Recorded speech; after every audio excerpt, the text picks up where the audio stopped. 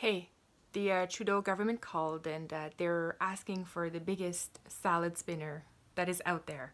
So if anybody knows of a giant salad spinner for all of the word salads Justin Trudeau is about to make, let me know and we're going to direct the Liberals to it. Haha, do you like my little opening joke there? I worked on it all day. So today I'm going to address the town hall that Justin Trudeau just did. It was in Saskatchewan in the University of Regina, and I have to be so careful saying that because I'm just like one letter away from a community strike on YouTube. So University of Regina. So there was a guy there who asked a question about Islam, and this is great because I don't think Justin Trudeau expected that, and I think he was so caught off guard that he made his best word salad to date. And he's like so good at making word salads. I mean, I have to give the guy credit. He can take a question and answer it and never really answer it, but throw a whole bunch of words your way with like the biggest, cockiest confidence ever.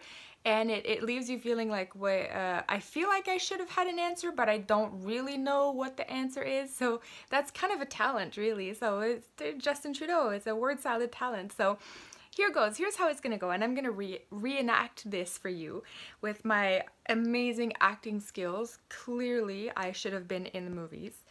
So this is what the guy says. He says, "What are we doing about open border?"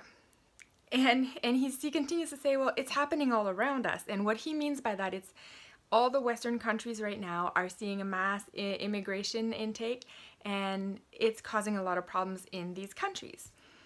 And Trudeau, with the most arrogant face, and I'm going to try to pull off arrogance here, channel my inner Trudeau, but he goes, what's happening?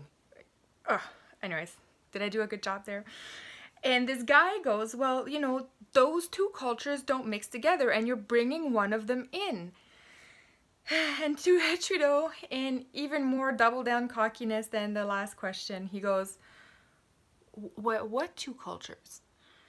And the guy goes, Islam and Christianity. So, oh, he said it. He said the word Islam in a town hall. So first of all, that guy is freaking amazing. I cannot say enough good things about this guy, who is a hero to me, because anybody who can go into town hall and stand up and talk about Islam in front of Trudeau is a hero. Now, you guys might not see how big of a deal this is right now, but what the reality is, in Canada, we're losing free speech.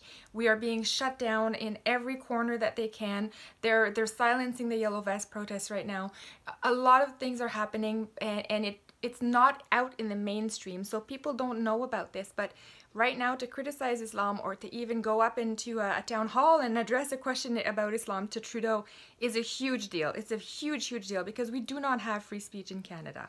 We have fake free speech. It's like a fake version of free speech.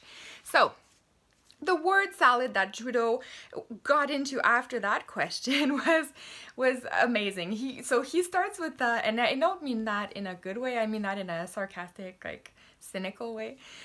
He said a couple of words I was able to pick out, and I think I can translate. He says, "Oh, we have confidence in our immigration system," and what he's saying by that is he wants you to mix all of the immigration as the one that we had before. So when he says confidence in the system, he is referring to the slow intake of European migrants that we were able to integrate, that did not come here for social assistance, and they were learning English very quickly because they had to get a job, and they integrated very quickly within Canadian society. That's the old immigration. That's the immigration we've tried and tested and that we found works superbly. And there's no way for us to know about the new immigration because it's so new that we don't know what the long-term impact is going to be of bringing in massive numbers of unvetted migrants from places like that have Islam as their core doctrine. We don't have a precedent set on that. So there's no way even Trudeau can talk about that. We have a glimpse of what's going to happen because it's happening in Europe, but we actually don't have a thing to fall back on, no data, nothing. So this is why he keeps going back to confidence in our system, but it really means like the pre-1965 system where it was that European immigration. He is conflating all of it in an effort to smokescreen you, but just don't be fooled by that statement. He has no idea. Even Trudeau himself has no idea of the long-term impact.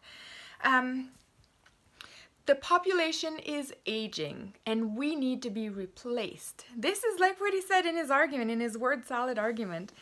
So, okay, well, how about this for a concept? You know, if your population is aging, one thing you could do is encourage the women in the country to start having babies. You know, that would be a really good way to start. It's a lot cheaper. It's a lot more, you know, it's easier on a cultural way. The kids are born, they learn the language, they learn the local culture. There's no having to integrate them over the period of a 30-year period to integrate people. They're already integrated because they are born here. So maybe that should be the option that the Canadian government is looking at. But of course they don't want to do that because they actually do want to replace the local Canadians.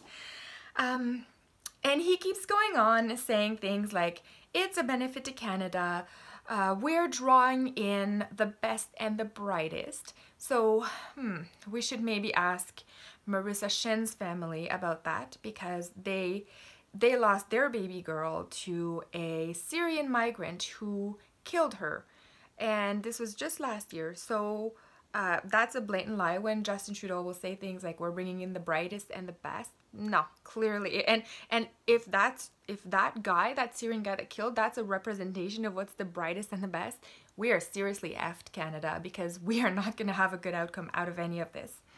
So he says, he goes on, and it's so long that it's annoying, and this is why I didn't put this video in here, and I'm sure that you've already seen it, and if not, I'll put it in the description, and if you want to torture yourself, you can actually go and watch this. But, you know, aside from the benefit to Canada, drawing the best, he says, immigrants will make our country strong. Okay, no, see, you got that wrong, Trudeau. Immigrants are coming here because our country is strong. They're not coming here to make it strong. It's already strong, and they're coming here to benefit of the strength. So I hate that. I hate that statement, because it's saying we need immigrant help to build our country when it's already built, and they're coming here because it's already built. Like, that's the whole deal. They're coming here because it's built. Anyways, so that just made me think, as I was sitting at work today, when I was thinking, you know, at performance review time, if I were to walk into my boss's office and say, you know, I'm making the team stronger. You know, I'm a benefit to this team. I just bring hope and strength to this team. My boss would sit there and go, okay, yeah, Jules, can you please tell me exactly why, like what makes you say that? Do you have data to prove it? Are there any metrics that you can bring forward? Can you show me any milestones or achievements that are measurable? Like, there's no way that I would get away with it just saying words like that. So how is it that our Prime Minister is getting away with saying this? It makes no sense. He never actually answers any of those questions. It's just absolutely unreal. So anyways, here is the biggest statement he made, part of that word salad. Like, maybe we should call it the dressing on the salad. Yeah, the dressing on the salad. This is it. Listen to this statement. Canada remains one of the only countries in the world where citizens are by and large positively inclined towards immigration. Oh, so that's a big statement. So, and this is all according to Justin Trudeau. This is not me telling, I'm just breaking this down for you, but this is what he's saying. So that means that it is not a two-way street. It means Canada is one of very few countries in the world that has this kind of attitude towards immigration, which means if Canada ever descends into any form of civil war, or if there's right-wing persecution or anything like that, which is where we're headed in Canada, Canadians will actually have nowhere to flee. So we will not be able to be refugees anywhere. I think by that time Trump will have figured out he needs to build a border wall between Canada and the States, so we're gonna be here. So it's obviously not a two-way street, which is a problem in itself. It would be nice if we had reciprocity agreements with some countries saying, you know, you can come here, but we should be able to send people there, or something like that, right? The other thing is that also assumes that immigrants that are coming in large numbers from all over the world, a big portion of those immigrants will come from countries that are not part of those countries that are tolerant towards immigration. So that means we will have a whole bunch of immigrants coming here that do not understand why we are warm towards immigration or positively inclined, to say the words of Trudeau. And they will come here and they are not going to be positively inclined. And what's going to happen is they're going to create their own ghettos. And those ghettos are going to slowly become no-go zones. And this is what's going to happen to Canada, because Trudeau's telling us. This is not me. This is Trudeau. He's telling these people are coming to Canada because we are the most tolerant. We are the ones that are positively inclined. And we are one of the few. So that means of most of the countries in the world, not very many are positively inclined. So us being one of the few, we're going to attract people who are not inclined to immigration. And they're going to come here and they're not going to like the host population and they are going to ghettoize. So, one of the things that I was thinking about is that Trudeau was, the whole time that he has been in power, has been rehearsing this global migration compact. When he tweeted out that refugees from all over the world were welcome, hashtag welcome to Canada, remember that tweet, guys? I think that was very deliberate. The more I think about it, the more it was, okay, when are we going to send that tweet out? And they got the perfect opportunity as soon as Trump shut down the borders for against those Muslim countries. And Trudeau saw the opportunity to go out with that tweet and laid down the preparations for the rehearsal that the next few years became of the global migration compact. So now he got a whole bunch of people to cross the border illegally, and he was watching how Canadians would react, how many pockets within Canada are going to become suffer unrest because of this.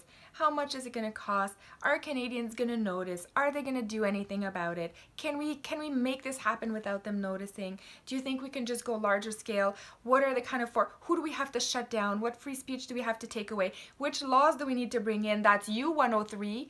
M103.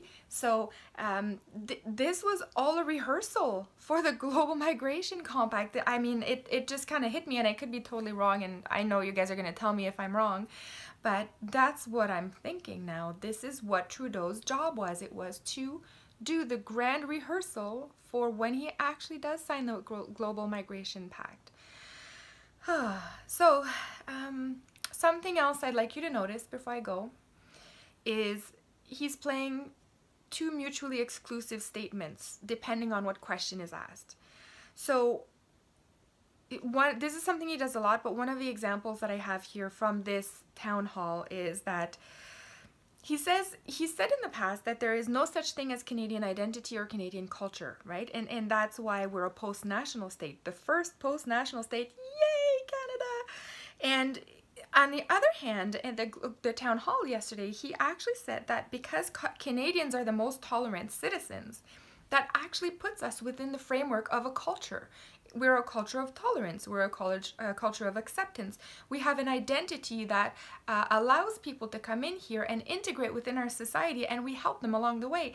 So he says on one hand, there's no culture, there's no identity, and then if you ask another question, whatever suits him, he'll say there is a culture. So the culture and identity is needed to justify when Canadians are welcoming the others and they're tolerant, but the no culture, no identity is needed to justify why it's a multicultural state, why its diversity is our strength, right? So you can see how he's playing two sides of the same coin, and he does this over and over for different things as well. And it's just not very honest. It's not honest. And I really hope Canadians are noticing how we're being played. That's how we're being played. I'm trying to make these videos to break it down, to make it digestible, because if you don't pay attention to this obsessively like I do, those are things that are very easy to miss, and the media is actively working to make sure that you miss it. So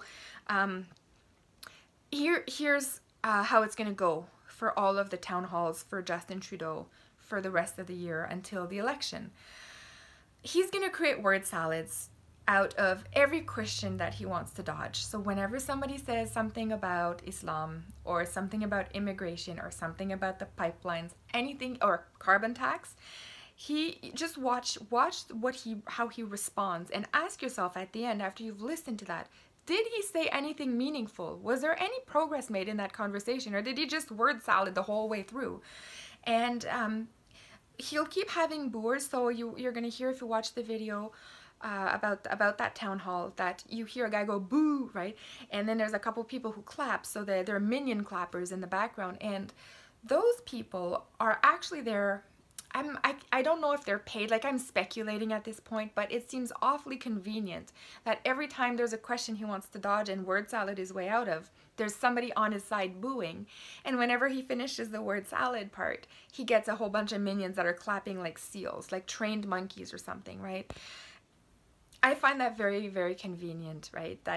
Because I'm on YouTube all the time, and I hear that I read all the comments, not only on my channel, but on other Canadian YouTubers' channel, and Canadians are not happy. So there's a big discord between what is happening on the ground level of Canadians' lives, like real Canadians conducting our real life, and what is happening at the electoral side, like the politics, what the media is presenting to you. I find there's a big discord between the two, and it's very hard. You can't reconcile both of them because they're completely separate, different stories, opposite stories really. So anyways, watch him word salad his way out of everything. I hope you enjoyed my very, very lame jokes in this video. I'm trying to make this as entertaining as I can to keep your attention till the end. And I will see you all in the next one. Thank you for watching, guys.